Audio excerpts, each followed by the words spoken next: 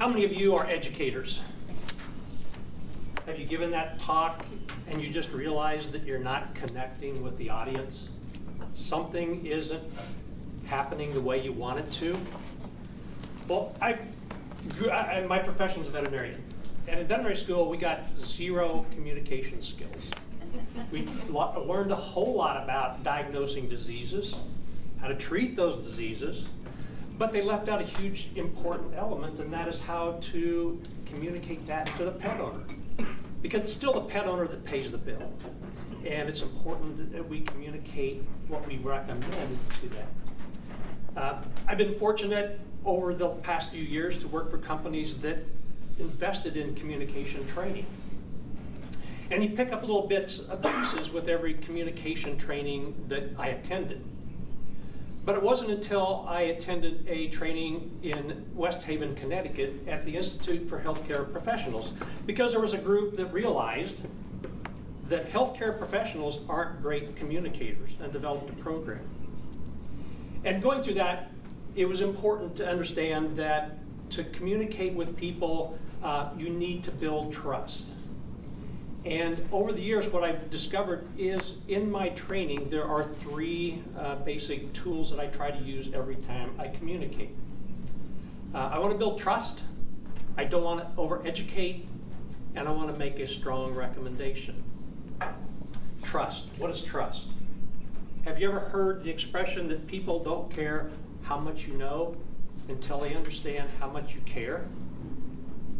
And I think that's with all of us, and particularly in veterinary medicine, that when you take your pet to the veterinarian, there's a lot of things that they can diagnose that may be expensive.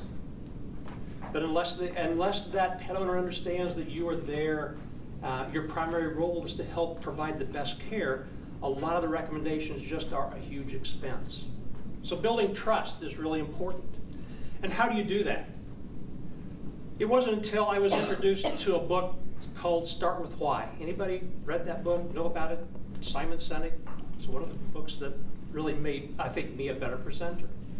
But Simon Sinek says in his Golden Circle, if you haven't got it, if you're an educator, it's worth the time and effort to read it. But there's a Golden Circle.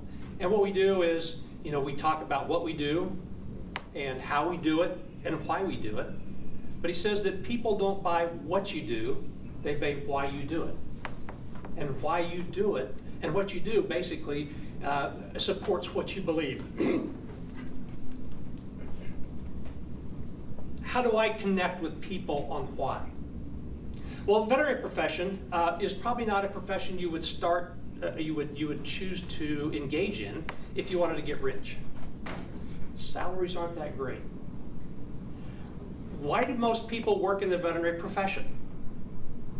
I believe that the biggest thing is that they really care for animals. They go. If you're friends with anybody that works in the veterinary profession, and you look and you're friends with them on Facebook, they're always trying to rescue an animal. They're trying to save somebody. They're trying to get somebody to help an animal.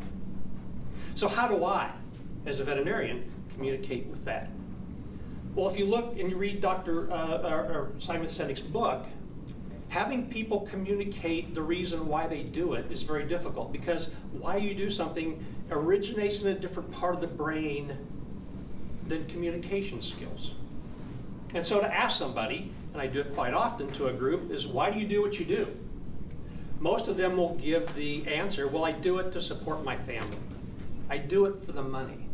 Well, there's lots of different ways to make money. Why did you choose veterinary profession? So you have to help them along. And so what I do is say, well, why did you choose this? And I start with my example. The reason I became a veterinarian was growing up on a dairy farm. You may have heard me talk about my background. But on that dairy farm, when a cow would have a calf, she would develop what's called milk fever, which basically means that as she starts lactating, all the calcium from her blood is pulled out to go into milk, and she doesn't have calcium for normal muscle contraction. And if you don't treat her, she will die from cardiac arrest. Veterinarian comes out, gives a small bottle of calcium to her in the vein, and within minutes she stands up. She's normal. It's a miracle. The reason I went to veterinary school is to help treat animals. I connect with the people that way, saying, I am in this for the same reason you are. We're here to help animals. Once you establish that bond, that trust, that I'm not just here to sell you a product, which they can basically assume if I'm a company person training, we now establish that. And you have to help them also understand, why do you do what you do?